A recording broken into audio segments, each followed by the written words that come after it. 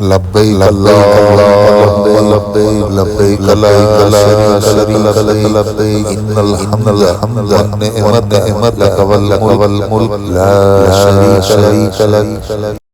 अस्सलामु अलैकुम वरहमतुल्लाहि वबरकातुहू। दोस्तों, हज 2025 में जो हाजी हज करने के लिए जा रहे हैं उनके लिए कुछ इन्फॉर्मेशन है, कुछ हिदायतें हैं। ये हिदायतें ऐसी हैं कि जो अभी सोशल मीडिया पे जो चल रहा है उसके अंदर से पता चलता है, तो वो जानकारी आपको मैं देना चाहता हूँ। इसमें कोई डराने वाली बात नहीं है, ना तो आपको उससे कोई डरना है, सिर्फ आपको एहतियात करना है और ना ही किसी तरह की कोई सऊदी गवर्नमेंट की कोई गाइडलाइंस को आपको उल्लंघन करना है। आपको सिर्फ एहतियात रखना है और यहाँ से ये जानकारी सीख के जाना है। अभी फिलहाल एक अखबार की खबर के मुताबिक भी कुछ पावर बैंक के हवाले से खबर आई है, वो भी मैं आपको बताऊंगा। और सऊदी अरब में जब आप हज के लिए जाते हैं तो वहाँ पे किस तरह से आपको रहना है, और अगर कोई चीज़ आपको मिले तो उसको क्या करना है, ये पूरी जानकारी मैं आपको इस वीडियो में देने वाला हूँ। तो बने रहिए मेरे साथ और देखिए पूरा वीडियो, तो आपको सही तरीके से जानकारी मिलेगी। तो चलिए शुरू करते हैं आज का वीडियो। जो हाजी मेरे चैनल पे नए हैं प्लीज़ मेरे चैनल को सब्सक्राइब कीजिए, लाइक कीजिए, शेयर कीजिए, और जो हाजी हज करने के लिए जाते हैं उन तक ये जानकारी जरूर पहुंचाइए तो उनको ये सब चीज़ें पता चल सके।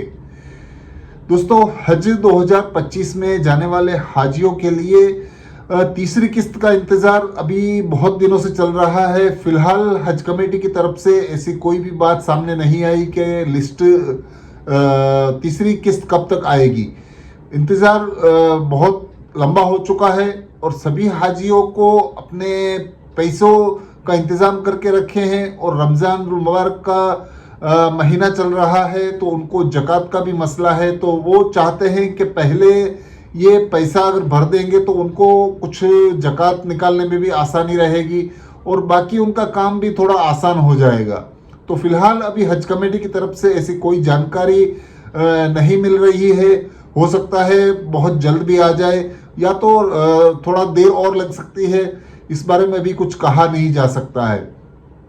और वेटिंग लिस्ट के हवाले से बहुत सारे हाजी सवाल करते हैं कि वेटिंग लिस्ट, चौथी वेटिंग लिस्ट कब तक आएगी। तो चौथी वेटिंग लिस्ट का इंतजार भी आपको करना पड़ेगा, तीसरी किस्त भरने के बाद इंशाल्लाह वो आ सकती है।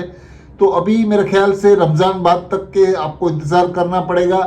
लेकिन जो हाजी वेटिंग लिस्ट में है उनके लिए मैं एक सजेशन देता हूं कि जिनके नंबर बिल्कुल पास में हैं वो हज की तैयारियां करके रखें, क्योंकि जो हाजी कैंसिल करवाते हैं, जो हाजी कैंसिल होंगे उनके तुरंत बाद ही वो वेटिंग लिस्ट बाहर आएगी, और जो हाजी वेटिंग लिस्ट में बिल्कुल पास हैं उनको ज़्यादा मौका तैयारियों का नहीं मिलेगा। तो उनको अपनी तैयारियां रखनी चाहिए, और कभी भी ये चौथी वेटिंग लिस्ट में उनका नाम आ सकता है तो वो तुरंत ही अपनी तैयारियां कंप्लीट कर ले, क्योंकि आपको पता होगा कि अप्रैल 29 तारीख से हज की फ़्लाइटें शुरू हो जाएंगी। तो पहली फ़्लाइट 29 अप्रैल को है, तो उस हिसाब से आपको सभी हाजियों को अपनी तैयारियां करनी है, और ख़ास करके वेटिंग लिस्ट वालों को भी अपनी तैयारियां रखनी है, क्योंकि जैसे ही चौथी वेटिंग लिस्ट आएगी उसके अंदर में काफ़ी हाजियों के नाम आने वाले हैं। तो इस तरह से आप अपनी तैयारियां रखिए। और एक और ख़ास बात निकल के आई है कि साउथ कोरिया के अंदर में एक विमान का हादसा हुआ था। उसमें विमान के अंदर में पावर बैंक के वजह से आग लगने की कुछ खबर आई है, ऐसा एक अखबार के मुताबिक बताया गया है।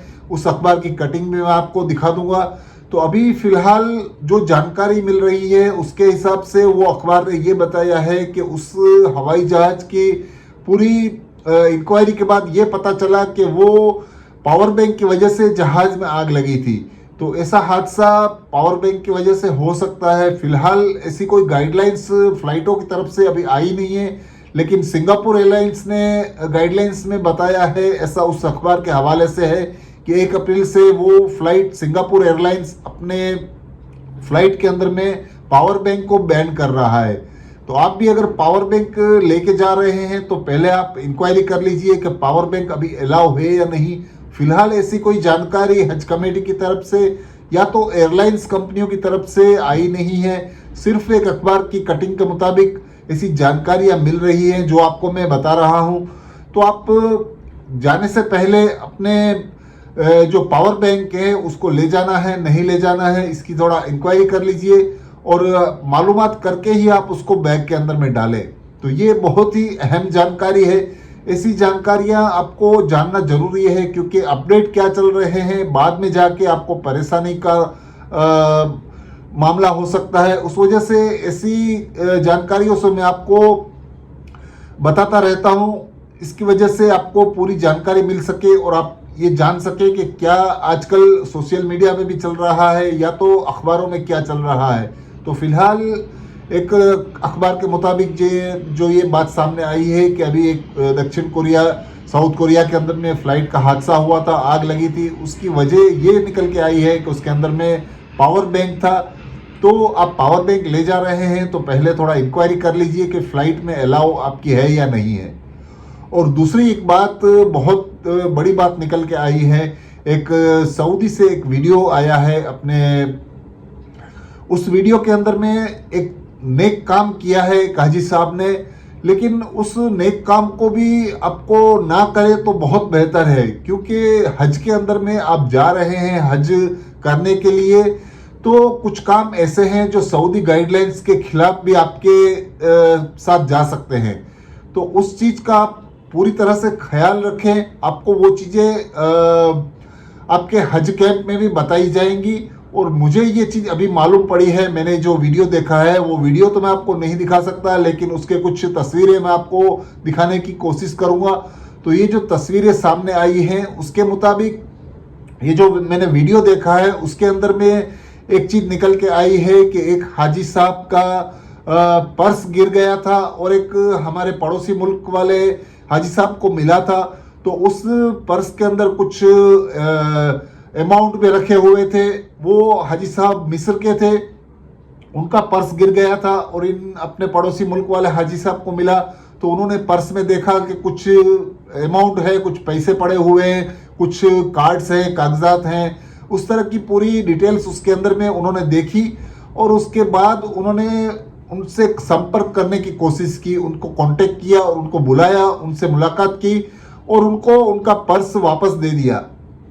तो ये नेक काम है, लेकिन इस नेक काम के लिए सऊदी गवर्नमेंट की तरफ से भी आपको गाइडलाइंस के अंदर में भी आपको बताया जाता है कि कोई भी चीज़ कहीं पे पड़ी हो तो आपको उस चीज़ को उठाना नहीं है, क्योंकि हो सकता है वो चीज़ आपके ऊपर उल्टा आ सकती है। क्योंकि वहाँ के जो रूल्स के मुताबिक अगर आप किसी रास्ते में पड़ी हुई चीज़ को भी उठा के अपने पास रख लेते हैं तो भी वो गुनाह होता है। तो उस वीडियो में इस तरह से ही बताया गया है कि फ़िलहाल तो उस जिन हाजी साहब का वो पर्स खो गया था, उन्होंने कोई ऐसा ऑपोजिट रिएक्शन नहीं दिया। उन्होंने उस हाजी साहब को शाबाशी दी और कुछ गिफ्ट भी दिए उनको। लेकिन उसी वीडियो में मैंने देखा कि एक कुछ नौजवान था, वो नौजवान को एक पर्स मिला था और उस पर्स को उन्होंने उठाया था, वो पुलिस की नज़र में चढ़ गए थे और उसकी वजह से उनको बहुत मुश्किलों का सामना करना पड़ा था। और जिन हाजी साहब का वो पर्स था उन्होंने उसके खिलाफ कंप्लेन कर दी। तो वो जो नौजवान है फ़िलहाल अभी जेल में है। ये चीज़ें उसी वीडियो में बताई गई है। इसके लिए मेरा बताने का मकसद ये है कि अगर आपको कोई भी चीज़ कहीं पे भी पड़ी हुई मिले तो उसको उठा के किसी को देने की आपका नियत होगा, लेकिन जो कैमरे के अंदर में कैद होता है, या तो अगर किसी की चीज़ गुम हो जाती है, वो अगर आपके खिलाफ कुछ भी बयान देता है तो वो जो कंप्लेन है वो आपके ऊपर बैकफायर कर जाएगी। तो आप उसके लिए बिल्कुल भी ऐसी चीज़ें ना उठाएं और ना ही ऐसी कोई चीज़ को अगर आप देखें तो किसी को बताएं। आप अपना काम से काम रखिए। अगर आपको कोई चीज़ दिखती है तो वहाँ रहने दीजिए।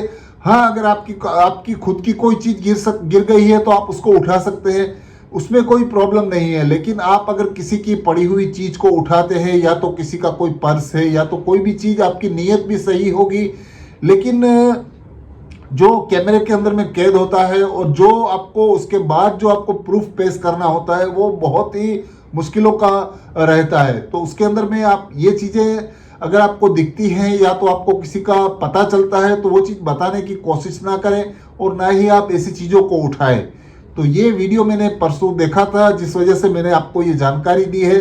तो ये बताने का मकसद सिर्फ इतना है कि आपको कोई भी चीज़ रोड पे या तो रास्ते में या तो तवाफ में या तो मताफ में कहीं पे भी मस्जिदों में गिरी हुई मिले तो आप उसे उठाए नहीं, उसको वहीं रहने दीजिए, क्योंकि हो सकता है इसकी वजह से आपको मुश्किलातों का सामना भी करना पड़े।